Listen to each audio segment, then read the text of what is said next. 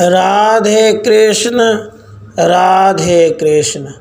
राजा विदुरथ का विशाल सेना के साथ युद्ध के लिए प्रयाण। युद्धारंभ।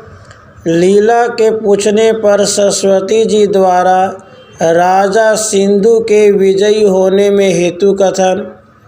विदुरथ और राजा सिंधु के दिव्य अस्त्रों द्वारा किए गए युद्ध का सविस्तार वर्णन। राजा विदुरथ की पराजय और देश पर राजा सिंधु के अधिकार का कथन। श्री राम जी ने पूछा, मुने, जब वे तीनों देवियाँ उस राजमहल के भीतर यूँ परस्पर वार्तालाप कर रही थी, उस समय विदुरथ ने क्रोधावेश में महल से निकलकर क्या किया? श्री वशिष्ठ जी ने कहा, वत्स राम, जिस समय राजा विदुरथ अपने भवन से बाहर निकला, उस समय वह नक्षत्र समूह से घिरे हुए चंद्रमा की भांति विशाल सैन्य दल से परिवेष्टित था। उसका सारा शरीर कवच आदि से सुशोभित था। हार आदि आभूषण उसके शरीर की शोभा बढ़ा रहे थे। वह जय जयकार के तुमुल ध्वनि के साथ देवराज इंद्र के समान बाहर निकला। उस समय वह योद्धाओं को आदेश दे रहा था। मंत्री व्यूह रचना एवं जनपद व्यवस्था संबंधी बातें उसे सुना रहे थे। वह वीर गणों का निरीक्षण करता हुआ एक ऐसे रथ पर आरूढ़ हुआ जिसमें 8 घोड़े जुते हुए थे। उत्तम जाति वाले उन अश्वों की गर्दन बड़ी सुहावनी थी। वे शुभ लक्षणों से युक्त फुर्तीले और एक हरे बदन के थे। अपनी हीन हिनाहट से सारी दिशाओं को निनादित कर रहे थे। उस समय जिन्हें सरस्वती देवी जी ने दिव्य दृष्टि प्रदान की थी, वे दोनों लीला नाम वाली देवियां और वह राजकुमारी उस महायुद्ध को देख रही थी। उसे देखकर उनका हृदय विदीर्ण सा हो रहा था। राजा विदुरथ की युद्ध यात्रा के पश्चात शत्रु सैनिकों के बाणों एवं आयुधों से निकलता हुआ कर्कट शब्द पूर्ण रूप से शांत हो गया, ठीक उसी तरह जैसे एकार्णों के जल प्रवाहों से बड़वानल शांत हो जाता है। उस समय राजा विदुरथ अपने सेना को धीरे धीरे आगे बढ़ा रहे थे। उन्हें अपने तथा शत्रु पक्ष के बल अबल का ज्ञान नहीं हो पाया था। इसी दशा में उन्होंने शत्रु सेना में प्रवेश किया। जिस समय समरभूमि में दोनों सेनाओं की भीषण मुठभेड़ हो रही थी, उसी समय दोनों लीलाओं ने भगवती सरस्वती जी से पुनः प्रश्न किया। दोनों लीलाओं ने पूछा, देवी, यह बताइए कि आपके संतुष्ट होने पर भी मेरे पति देव इस युद्ध में, जिसमें से गजराज भागे जा रहे, अकस्मात विजय क्यों नहीं प्राप्त कर रहे हैं? श्री सरस्वती जी ने कहा, पुत्री, राजा विदुरथ के शत्रु इस राजा सिंधु ने विजय प्राप्ति की कामना से चिरकाल तक मेरी आराधना की थी, परंतु भूपाल विदुरथ की आराधना विजय अर्थ नहीं थी। इसलिए राजा सिंधु ही विजयी होगा और विदुरथ पराजित हो जाएगा, क्योंकि समस्त प्राणियों के हृदय अंतर्गत ज्ञान वृत्ति रूप से मैं ही स्थित हूँ। अतः जो मुझको जिस समय जिस रूप से प्रेरित करता है, मैं शीघ्र ही उसके लिए उस समय वैसा ही फल का संपादन करती हूँ। बाले, इस राजा विदुरथ ने मैं मुक्त हो जाऊँ, इसी भावना से मुझ प्रतिभा रूपिणी का ध्यान किया था। इस कारण वह मुक्त हो जाएगा। और इसके शत्रु राजा सिंधु ने मैं स्वयं संग्राम में विजयी हूँ, इस कामना से मेरी पूजा की थी। इसलिए बाले, विदुरथ भार्या रूपिणी तुम्हारे और इस लीला के साथ समयानुसार उत्सव स्वरूप देह को प्राप्त होकर मुक्त हो जाएगा तथा उसका शत्रु राजा सिंधु स्वयं उसे मारकर विजय श्री से सुशोभित हो भूतल पर राज्य करेगा। श्री वशिष्ठ जी कहते हैं, राघव, देवी सरस्वती यूँ कह ही रही थी, तब तक भगवान सूर्य उदयाचल पर आ पहुँचे। मानो वे जूझती हुई दोनों सेनाओं का आश्चर्य में युद्ध देखना चाहते थे। उस समय जैसे द्युलोक में आकाश के चिन्हभूत सूर्य और चंद्रमा दिखाई देते हैं, उसी तरह जनसंहार हो जाने के कारण उस शून्य संग्राम भूमि में राजा पद्म अर्थात विदुरथ और राजा सिंधु के प्रकाशमान रथ चलते हुए दिख रहे थे। उन दोनों रथों में चक्र, शूल, भुसुंडी, रिष्टि और प्रास आदि आयुध खचाखच भरे थे। उन रथों के पीछे बहुसंख्यक शूरवीर योद्धा, जिनके सैनिक भयभीत हो गए थे, रणभूमि में भालों, बाणों, धनुषों, शक्तियों, प्रासों, शंकुओं और चमकते हुए चक्रों की भयंकर वृष्टि करते हुए चल रहे थे। इतने में ही प्रलयकालीन वायु द्वारा गिराए गए शिलाखंडों की तरह दोनों सेनाओं पर बाण गिरने लगे। उस समय राजा विदुरथ और राजा सिंधु की परस्पर ऐसी भयंकर मुठभेड़ हुई, जिसे देखकर लोगों को ऐसी आशंका होने लगी मानो प्रलय के लिए विशेष रूप से बढ़े हुए दो महासागर परस्पर टकरा रहे हों। राजा विदुरथ अपने विपक्षी राजा सिंधु को, जिसके कंधे ऊंचे थे, सामने उपस्थित पाकर मध्याह्नकालीन सूर्य के दुस्सह आतप की भांति प्रचंड कोप से भर गया। फिर तो उसने अपने धनुष को, जिसकी टंकार ध्वनि चिरकाल के लिए सारी दिशाओं को निनादित कर रही थी, कान तक खींचा। उस समय ऐसा भयंकर शब्द हुआ जैसे कल्पांत काल में उठी हुई वायु मेरुगिरी के तट प्रांत से टकरा रही हो। राजा विदुरथ का हस्त लाघव सराहनीय था, क्योंकि लोग देखते थे कि उसकी प्रत्यंचा से एक ही बाण छूटता है, परंतु वह आकाश से पहुँचते पहुँचते हजार हो जाता है और ये पक्षियों पर 1,00,000 होकर गिरता है। राजा सिंधु की भी शक्ति और फुर्ती विदुरथ के ही समान थी। उन दोनों की ऐसी धनुर्युद्ध कुशलता वरदायक भगवान विष्णु के वर प्रसाद से उपलब्ध हुई थी। उसके बाद उन दोनों के छोड़े हुए मूसल नामक बाणों से, जिनकी आकृति मूसल किसी थी, आकाश आच्छादित हो गया। उन बाणों से प्रलयकालीन वज्रों की गड़गड़ाहट के समान भीषण शब्द हो रहा था। युद्ध स्थल में राजा विदुरथ के बाण समूह वेग पूर्वक घर घर शब्द करते हुए राजा सिंधु के सम्मुख उसी प्रकार बढ़ रहे थे, मानो आकाश मार्ग से गिरते हुए गंगा के प्रवाह कलकल नाद करते हुए महासागर की ओर जा रहे हों। परंतु राजा सिंधु रूपी बड़वानल ने अपने अगस्त्य तुल्य बाणों की उष्मा से विदुरथ के उस बाण महासागर को पी लिया, ठीक उसी तरह जैसे महर्षि जहनु गंगा जी को पी गए थे। तत्पश्चात राजा सिंधु ने बाणों की उस वृष्टि को छीन भिन्न करके स्वयं बाणों की इतनी झड़ी लगाई कि आकाश में सायकों का ही मेघमंडल घिर आया।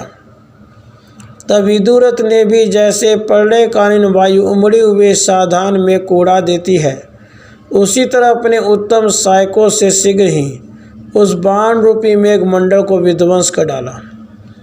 इस प्रकार वे दोनों भूपाल परस्पर बदला लेने की भावना से एक दूसरे को लक्ष्य बनाकर बाणों की वर्षा करते थे और एक दूसरे के प्रहार को व्यर्थ कर देते थे। उसके बाद राजा सिंधु ने मोहनास्त्र का संधान किया। यह अस्त्र उसे किसी गंधर्व के साथ मित्रता होने कारण प्राप्त हुआ था। उस मोहनास्त्र के प्रयोग से विदुरथ के अतिरिक्त शेष सभी सैनिक मूर्छित हो गए। उनके शस्त्र, अस्त्र और वस्त्र अस्त व्यस्त हो गए। मुख और नेत्रों में उदासी छा गई। उनकी बोलती बंद हो गई और वे मरे हुए के समान अर्थात चित्रलिखित से प्रतीत होने लगे। तब राजा विदुरथ ने प्रबोध अस्त्र हाथ में लिया। फिर तो प्रातःकाल सूर्योदय होने पर जैसे कमलिनी विकसित हो जाती, उसी तरह उस अस्त्र के प्रयोग से सभी योद्धाओं की मूर्छा जाती रही और वे उठ बैठे। तत्पश्चात राजा सिंधु ने भयंकर नागास्त्र को, जो नागपाश बंधन द्वारा महान कष्टदायक था, धनुष पर चढ़ाया उसके संधान से आकाश पर्वत सरीखे विशालकाय नागों से व्याप्त हो गया। मृणालों द्वारा सुशोभित हुई पोखरी की तरह पृथ्वी श्वेत वन के सर्पों से विभूषित हो गई। सारे पर्वत काले नागरूपी कंबलों से संपन्न हो गए। ये सभी पदार्थ विष की उष्मा से मलिन हो गए। वन और पर्वतों की विशालता से युक्त पृथ्वी व्याकुल हो गई। तब महान अस्त्रों के मर्मज्ञ विदुरथ ने भी गारुडास्त्र का प्रयोग किया। उस अस्त्र से पर्वत सदृश विशाल का इतने गरुड़ प्रकट हुए जिनसे सारी दिशाएं भर गईं। उनके सुनहरे पंखों की चमक से सभी दिशाएं स्वर्ण में प्रतीत होने लगीं। उड़ते हुए उन गरुड़ों के पंख से पक्षधारी पर्वतों की उड़ान से उत्पन्न हुए प्रलयकालीन वायु की भांति भयंकर आंधी प्रकट हो गई। वे अपने श्वास वेग से फुफकारते हुए नाग समूहों को अपनी ओर खींच लेते थे। उनकी घुरघुराहट की तीव्र आवाज़ समुद्र पर्यंत व्याप्त हो गई। तत्पश्चात राजा सिंधु ने तमो अस्त्र प्रकट किया, जो अंधा बना देने वाले अंधकार का उत्पादक था। उसने भूगर्भ का सा अंधकार फैला दिया। उस समय सारी प्रजाएं अंधकूप में गिरे हुए की भांति प्रतीत होने लगी और कल्पांत की तरह सभी दिशाओं के व्यवहार एकदम बंद हो गए। तब मंत्र वेताओं में श्रेष्ठ विदुरथ ने किसी गुप्त मंत्रणा की उपेक्षा किए बिना ब्रह्मांड मंडप में दीपक की तरह प्रकाश फैलाने वाले सूर्यास्त्र की सृष्टि करके सबको सचेष्ट कर दिया। उस समय सूर्य रूपी अगस्त्य ने अपने किरणों से उस प्रकट हुए अंधकार के महासागर को पी लिया, ठीक उसी तरह जैसे निर्मल शरद ऋतु काले बादलों को पी जाती है। यह देखकर राजा सिंधु क्रोध से भर गया। फिर तो उसने उसी क्षण अत्यंत भीषण राक्षास्त्र का प्रकट किया, जिससे मंत्रोच्चारण करते ही बाण निकलने लगते थे। उस राक्षास्त्र का प्रयोग करते ही पाताल निवासी दिग्गजों के फुत्कार से विक्षुब्ध हुए महासागर की भांति बहुत से भयंकर एवं क्रूर स्वभाव वाले वन राक्षस सभी दिशाओं से प्रकट हो गए। इसी बीच में लीला के स्वामी राजा विदुरथ ने उस युद्ध स्थल में नारायणास्त्र का प्रयोग किया, जो दुष्ट प्राणियों के निवारण करने में सिद्धहस्त है। उस अस्त्रराज के प्रकट होते ही राक्षसों के अस्त्र समूह पूर्ण रूप से शांत हो गए। जैसे सूर्योदय होने पर अंधकार विलीन हो जाता है, उसके बाद राजा सिंधु ने वायव्यास्त्र की सृष्टि की, जिसने आकाश मंडल को प्रचंड वायु से भर दिया। तब महान अस्त्रवेता विदुरथ ने पार्वतास्त्र चलाया, जो मानो मेघ जल सहित आकाश को भी आत्मसात कर लेने के लिए उद्यत था। उसके बाद राजा सिंधु ने उद्दीप्त वज्रास्त्र का प्रयोग किया, जिसे झुंड के झुंड वज्र निकल कर रणभूमि में विचरने लगे। वे ईंधन को भस्मसात कर लेने वाली आग की भांति विशाल पर्वत रूपी अंधकार को पी जाते थे तथा अपने करोड़ों चोंचों से पर्वतों के शिखरों को काट काट कर उसी प्रकार भूतल पर गिरा देते थे, जैसे प्रचंड वायु फलों को गिराकर पृथ्वी पर बिछा देती है। तब विदुरथ ने वज्रास्त्र को शांत करने के लिए ब्रह्मास्त्र का प्रयोग किया। फिर तो ब्रह्मास्त्र और वज्रास्त्र दोनों एक साथ ही शांत हो गए। इस प्रकार जब वह भयंकर संग्राम चल ही रहा था, उसी समय प्रतिभाशालियों में सर्वश्रेष्ठ महान उदार एवं उत्कृष्ट धैर्यशाली राजा सिंधु ने विपक्षियों की सारी सेना का विनाश और अपनी सेना की पीड़ा शांति के लिए एकमात्र वैष्णवास्त्र का समरण किया, जो दिव्य अस्त्रों का राजा परम ऐश्वर्यशाली एवं काल रुद्र के समान संहारकारी था। उस वैष्णव अस्त्र से विमंत्रित करके राजा सिंधु ने जो बाण चलाया, उसके फल के अग्रभाग से उल्मुख आदि निकलने लगे। उससे निकली हुई प्रकाशमान चक्रों की पंक्तियों ने दिशाओं को सैकड़ों सूर्यों से युक्त सा कर दिया। पंक्ति रूप से सन्मुख दौड़ी हुई गदाएं आकाश में सैकड़ों बांसों की भांति प्रतीत होती थी। 100 धार वाले वज्र समूहों ने आकाश को तृण राशि से आच्छादित सा कर दिया। पद्माकार पट्टिसों की कतारें आकाश में कटे हुए वृक्षों से दिख रही थी। तीक्ष्ण धार वाले बाणों की पंक्तियां ऐसी जान पड़ती थी जैसे आकाश में पुष्प जाल बिछा हो। काली आकृति वाले खड्गों की कतारें नभोमंडल को पत्र समूहों से व्याप्त सा कर रही थी।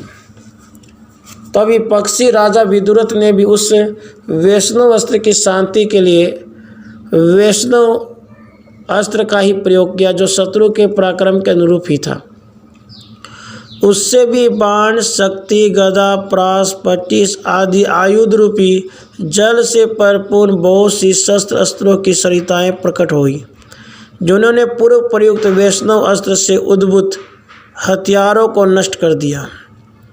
उन शस्त्र अस्त्रपूर्ण नदियों का आकाश में ही ऐसा भीषण शब्द प्रारंभ हुआ जो द्यूलोक और पृथ्वी के अवकाश का विनाश करने वाला तथा बड़े बड़े कुल पर्वतों को विदीर्ण कर देने वाला था।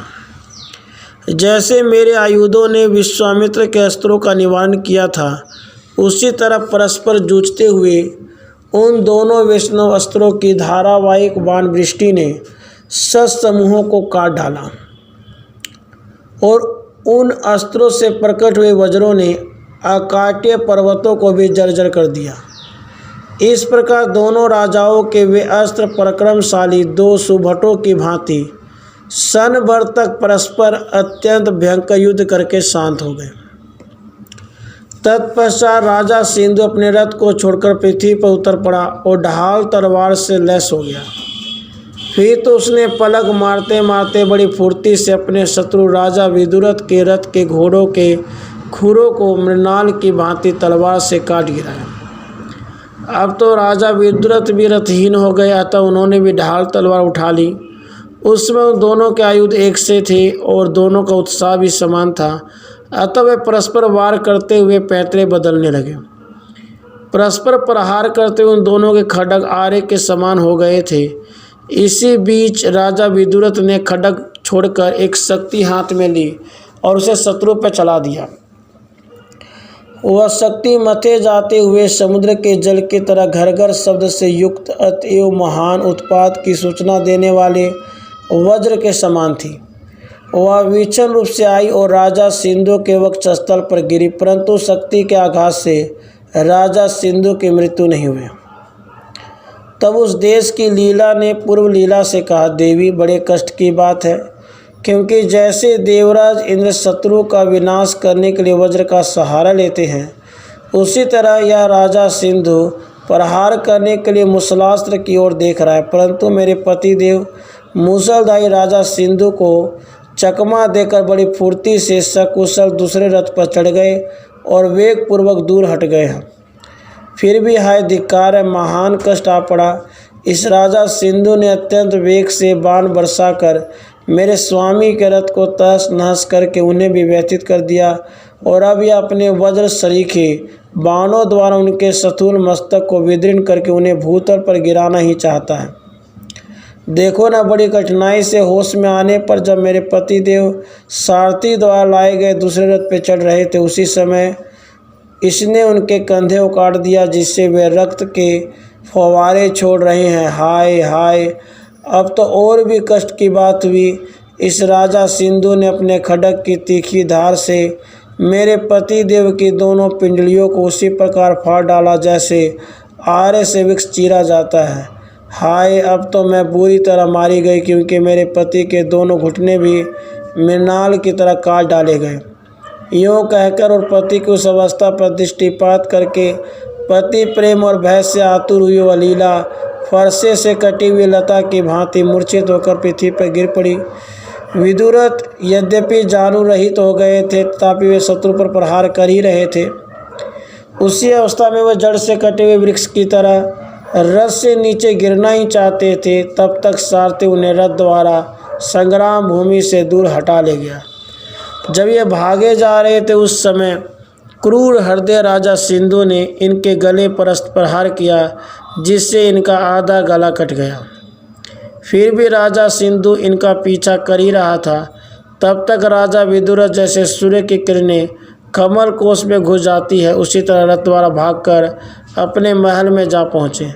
किंतु राजा उस सब राजभवन में प्रवेश न हो सका, क्योंकि वह महल सरस्वती देवी के प्रभाव से सुरक्षित था। वहां पहुंचकर सारथी ने राजा विदुरथ को, जिसके वस्त्र, कवच और खड्ग शरीर खड्ग से काटे गए थे, गले के छिद्र से बुदबुद ध्वनि के साथ निकलते हुए रक्त धाराओं से सने गए थे, महल के भीतर ले जाकर भगवती सरस्वती के समक्ष मरण शैया पर लिटा दिया। इधर विपक्षी राजा सिंधु महल में प्रवेश न कर सकने का लौट गया। रघुनंदन राजा विदुरथ के मृत्युल्य हो जाने पर जब रणभूमि में प्रतिद्वंदी राजा के हाथ से राजा विदुरथ मारे गए ऐसी खबर फैल गई, तब सारा राष्ट्र भयभीत हो गया।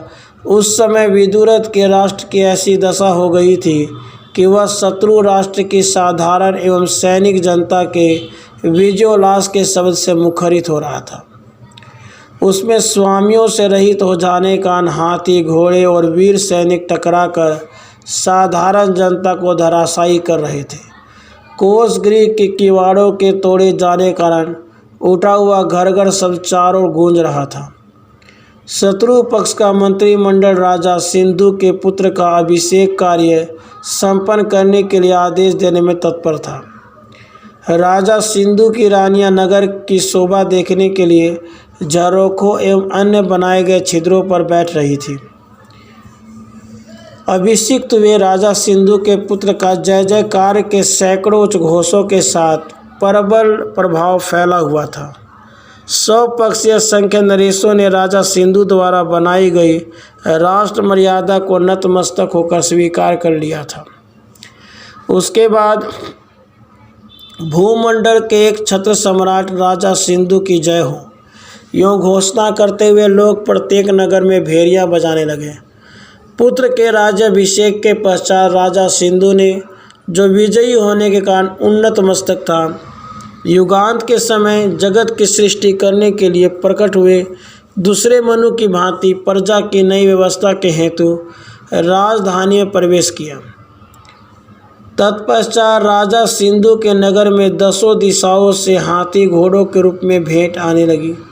मंत्रियों ने तत्काल ही प्रत्येक दिशाओं के सामंत राजाओं के पास राजकीय नियम, चिन्ह और आदेश भेज दिए। फिर तो जैसे मंथन काल में आवर्तों के कारण शुद्ध हुआ क्षीर सागर मंदराचल के निकाल लिए जाने पर तुरंत ही प्रकृतिस्थ हो गया था, उसी तरह अराजकता के कारण विशुद्ध हुआ सारा राष्ट्र 10 दिशाओं सहित शीघ्र ही शांत हो गया।